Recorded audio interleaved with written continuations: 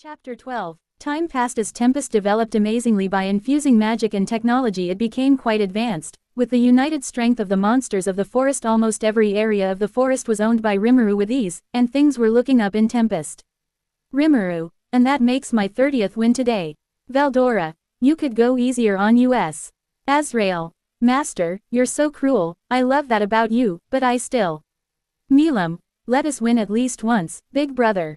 Rimuru, not my style. If you want to beat me at Super Smash Bros. Ultimate, don't expect mercy. Azrael, Veldora, and Milam, Meanie. Rimuru, yes I know, but I should get going now, I've got other stuff to check on. Milam, ah, but can't you stay longer, big brother? Rimuru, sorry, can't I have other stuff to do? Veldora, Pyra and Mithra are cheating anyway. Rimuru, not my fault, you're no good with Terry.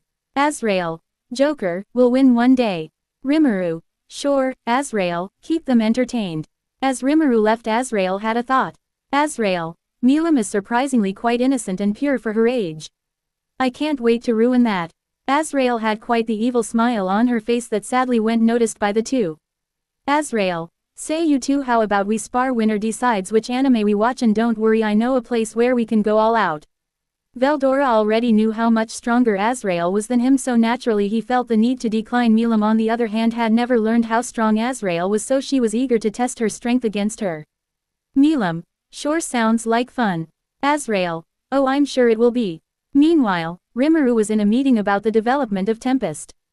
Rimuru, anything, objections or thoughts? Right then, the education system is decided, then we'll begin construction on the school immediately. This was an idea Shizu and Seal came up with. It is a good one. I'm glad that Seal seems to get along well with Shizu. Right next on the table is public transportation. We have these ideas for magic powered. An explosion was heard outside.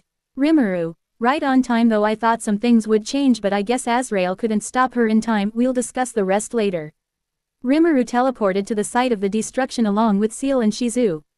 Rimuru, what happened? Soe appeared beside him. Soe, our town just received a new visitor. However, Lady Milam and Lady Azrael did not take kindly to him. Rimuru, wait, Azrael was involved? Who was I kidding? Of course she would be. Seal, not a surprise, Azrael couldn't control herself. The audience made room for Rimuru to get by. The rest of our main Kijin were at the scene along with Rigard standing next to Azrael as she had her arms crossed and glared at their guests. Rimuru, Rigard, are you all right? Rigard, do not worry yourself, Lady Azrael used her power to heal me. Rimuru, that was nice of you, Azrael. Azrael then changed her expression when her master spoke to her to a happy smile. Azrael, of course master, your people should be well taken care of. Azrael then glared at Phobio.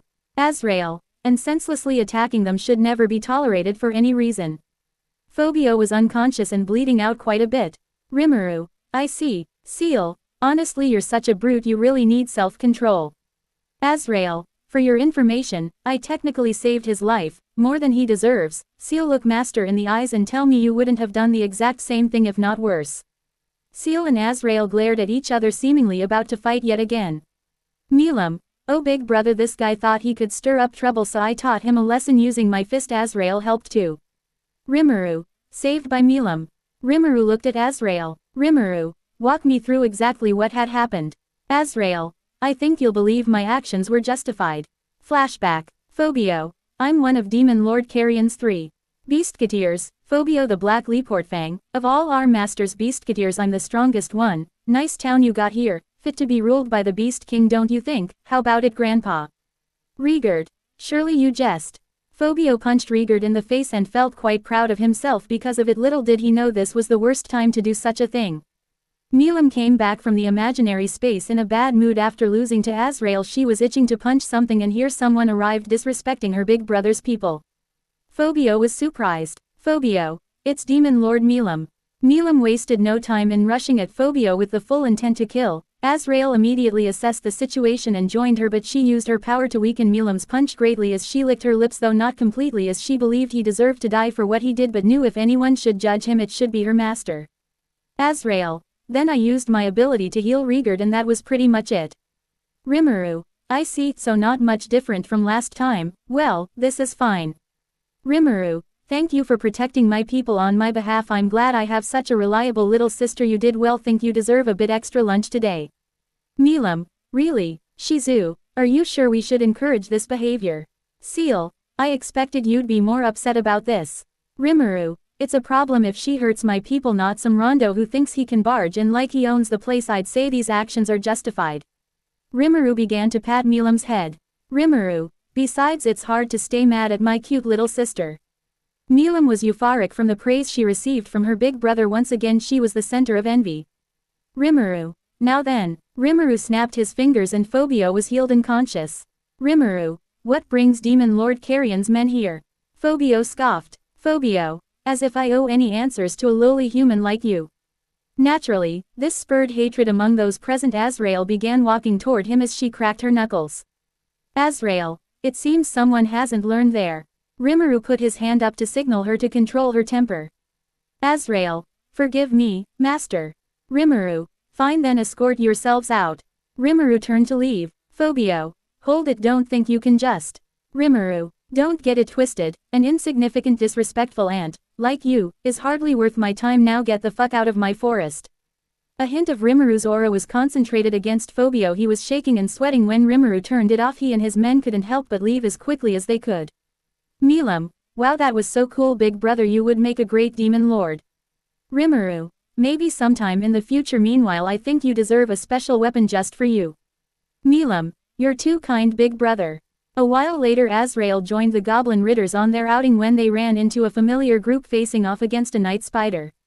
Gobta, no way is that you Kaval, whoa it is. Azrael, it seems so, still getting into trouble I see. Kaval, it's Azrael and Gobta. Gobta, Lady Azrael, please permit me to handle the spider. Azrael, go ahead but make sure you don't cut the best parts. I don't want to ruin our dinner. Gobta, yes ma'am. Gobta defeated the night spider with ease. What just happened? Azrael, a hobgoblin defeated a night spider, keep up, well done Gobta, looks like your training has paid off. I suppose I can tell Hakuro he can go easier on you. Gobta, you're an angel, Lady Azrael. The spider was brought back with them as the spider was being cooked for a feast. Rimuru met with his guests along with a few others attending as well. Rimuru, I am Rimuru Tempest, the representative of this forest. Our nation is called the Jura Tempest Empire. Fuse, so the title the boy of the forest wasn't an exaggeration. Rimuru, rest assured, I'm no child in mind. Kaval, by the way, I've gotta ask, it looks like there's some new people here, but who are they? Rimuru, well, let's just say I've been busy since you guys left. I've recruited most of the forest's population, named and evolved them into hobgoblins, high orcs, Kijin, dragon newts, etc., recruited some high-level demons. You know, nothing special. Kaval, I would disagree. Milam walked through the door with her mouth still chewing some food. She sat in Rimuru's lap, yet again being the center of envy. Rimuru, and this is my little sister Milam. Rimuru patted her head much to her joy. As much as everyone wanted to question this, they felt they shouldn't for some reason. Rimuru, now back to business. You guys came to investigate my forest on behalf of Bloomond and Falmouth, right? Fuse, yes, that's right. Whoa, hold on, why the heck is this kid acting like a total big shot? It's crazy. What's the deal? Why do you chumps listen to him, especially a high-class adventurer like Shizu Izawa? It makes no sense. Rimuru, this body is currently somewhere between 16 and 18. Who's he calling a kid? You know what's crazier? Getting your dirty shoes on my table, but I said nothing out of respect, so you should show some in return. Glared in response. Xian, you dare insult our master? Yeah, I do, ogre tits. Xian struck his head with her sheathed claymore. Rimuru, that's not a good girl. Xian, apologies, my lord. Rimuru snapped his fingers and was healed, much to the surprise of him and his companions. With that, the meeting dragged on with evidence of Rimuru's alliance with Gazel and his kingdom, along with the fact that he seemed human. They were more willing to trust him. With certain persuasion, Rimuru got to act as an adventurer that worked under him, boosting both their reputation. After a day of observing what his nation was really like, he agreed to it. With that, they gained a new ally. As night arrived, Shizu decided to catch up with Kaval's party on their recent lives, while Seal gave some personal training to She wasn't quite excited about how he treated her master. Rimuru was heading to his room. Rimuru, today has been an eventful day. Now I just need to figure out how exactly I'll deal with Charybdis. It'd be easy to destroy it, but in what way? Should I do it to show my strength? Shoals, I have Azrael or Seal do it to show their strength. Or maybe I'll just let Milam handle it from the get-go so I can rest for a while. Or I could have Veldora clean up his own mess. Or maybe even see how far Shizu has gone in her training with Azrael and Seal. Well, I'll leave tomorrow's problems to tomorrow's me. As Rimuru entered his room he found Azrael there sitting on the bed. Rimuru, so you're cashing it in. Azrael, I'm cashing it in. Rimuru, right. Rimuru sat beside her on the bed slightly nervous. Rimuru, knowing Azrael she's probably got something extremely kinky in mind, parallel existence for group, sticky steel thread for bondage, or maybe go back to my roots as a slime and work from there. Azrael, now if you don't mind I would like for you to change your form. Rimuru, there it is, I can only see a few bad roots for this. Azrael, back to Satoru Mikami. Rimuru, wait what? Azrael, I'm sorry if that was too personal a request. Rimuru, it's not, I just wanted to know why. Azrael, it's just when I think about it, Rimuru Tempest lives the life he deserves, a very fulfilling life in comparison to Satoru Mikami. I think Satoru Mikami deserves some love tonight if nothing else. Rimuru was a speechless blushing mess. Rimuru, I must have been seen as a saint in my last life. Rimuru slowly transformed into the man he once was. Satoru, how long has it been since I've been in this body? Almost everything about me has changed. Azrael took his hand. Azrael, I see no difference, you always have and always will be the master and lord we all love. Azrael, I wouldn't say I never used it. After all, I did use it to stop Seal from predicting anything involving me, but it can't be any different from her using her infinite wisdom from guessing what I had planned.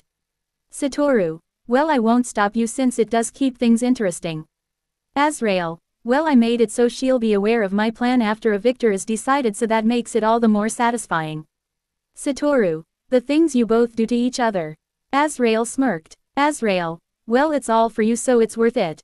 Satoru, still you'll probably catch hell from her. Azrael, that's the best part. To be continued.